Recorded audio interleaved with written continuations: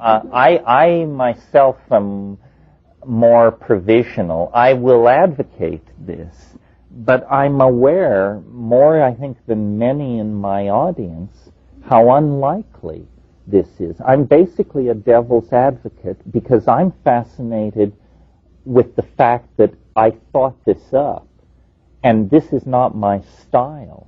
It's hard for you to believe that because I've been now talking about it since 1971. So it has become me in a sense, but it isn't me. This is not how I think. This is not how I ever thought. I had to be led by the hand. I'm sloppier than this. I'm not precise. This was told to me. And it's eerie. It's turned my life to science fiction because I don't know what this is all about. I don't know why I'm here talking about this. I don't know why you're here listening to it. And I'm puzzled that outside this room, the world is moving towards not this theory, but these kinds of conclusions. Is it the millennium? Well, this isn't about the millennium. This says, forget the millennium. It's a complete waste of time, a speed bump on the way to the real event.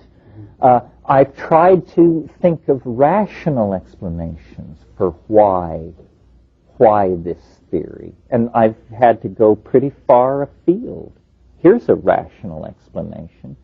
Suppose the millennium is so psychically charged that there's a danger of mass hysteria of some sort, mass suicides or something like that. Perhaps the collective unconscious senses this, and my mission is to smear the expectation. In other words, what this does is it says, don't get excited about the millennium. And then once the millennium is passed, people will say, well, and don't worry about McKenna either. In other words, it's a way of cheating you past the millennium. If there weren't people running around saying 2012, 2010, 28, 26, 2004, there would be so much energy concentrated on the millennium that there might be various forms of mass hysteria. I mean, I don't know, but it's a more reasonable explanation than that the secret of universal temporal architectonics has been handed over to an Irishman by a mushroom for the edification of mankind. I mean, that is too much. I'm amazed that because you see, it's so precise, and I don't know if you can tell from what I've said this evening, but it's very clear to me that it's not about being right some of the time. If it fails once, it fails completely. There's no wiggle room. That's why it's so interesting to try to trap it. This is not something where if we get 7 out of 10, we're going to keep preaching. This thing must be right 10,000 times out of 10,000 tries. And as I offer it to you and to other people, because I think smarter people than me ought to be able to destroy it. You know, I remember when I talked about how science gets points for, you get points for proving you're wrong. If I could prove this was bunk, I would get a lot of points. If anybody could prove it was wrong, absolutely wrong, but it's amazingly slippery. So slippery, in fact, that it's almost like a living thing. Just when you think you've pushed it into a corner that it can't escape from, you know, you get a Martian meteorite full of fossils right in your lap. So we're struggling to say, you know, is this a message? Is this meaning? Or is this self-generated hallucination? I don't know. I offer it as part of this weekend on imagination, because this is my best trick in the imagination. My little theory of evolution is no more than a conversational rap.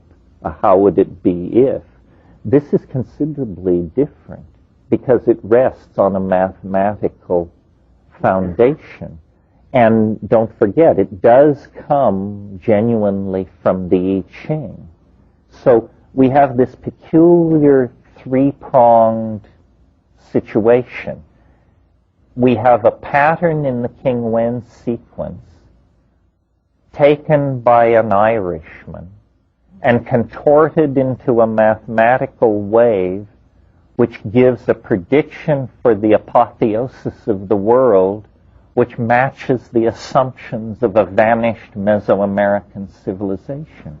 Huh? Why? So when you calculate your... Where does it end?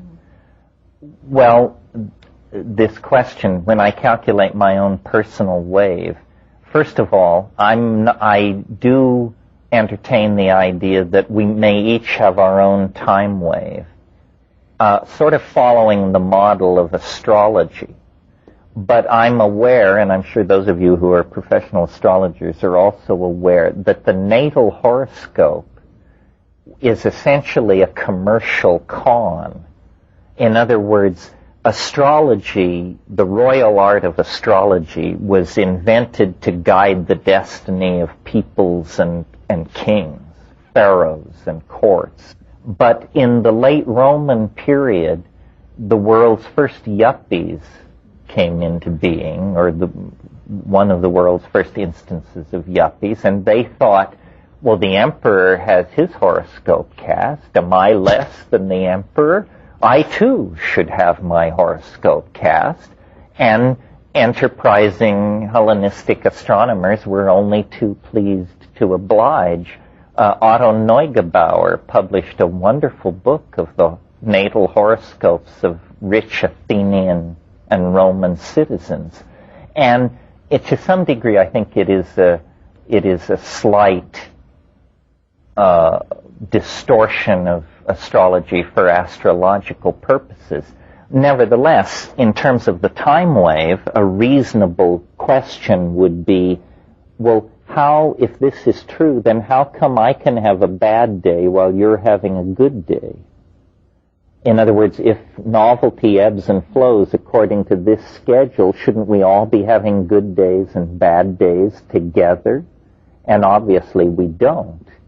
So what then must be happening is that we are on different places in the wave system. And then, if that's true, then in a sense, this huge wave could be thought of as the summation of all the little waves which comprise it. It's perfectly obvious. Let's say this were a huge scale of time, several thousand years. Well, then this might be a period of time as long as an entire lifetime. But not everybody alive in the world at that time would experience their life as an uninterrupted plunge into novelty. No. So a large percentage of people might. There is this phenomenon of the zeitgeist, and to the degree that we participate in our time, our life is in concert with the larger wave. This wave has durations of cycles in it, and one of the cycles, the cycle we're living through now, stretches from 1945 to 2012. It actually stretches from the Hiroshima bomb blast to the winter solstice of 2012. Well, I was born 18 months after that event. So if I have a personal time wave, it will end 18 months after the end of this wave. How can that be when this wave seems to dictate the end of all lesser waves? Another mystery to be unraveled by traversing the territory. Yeah.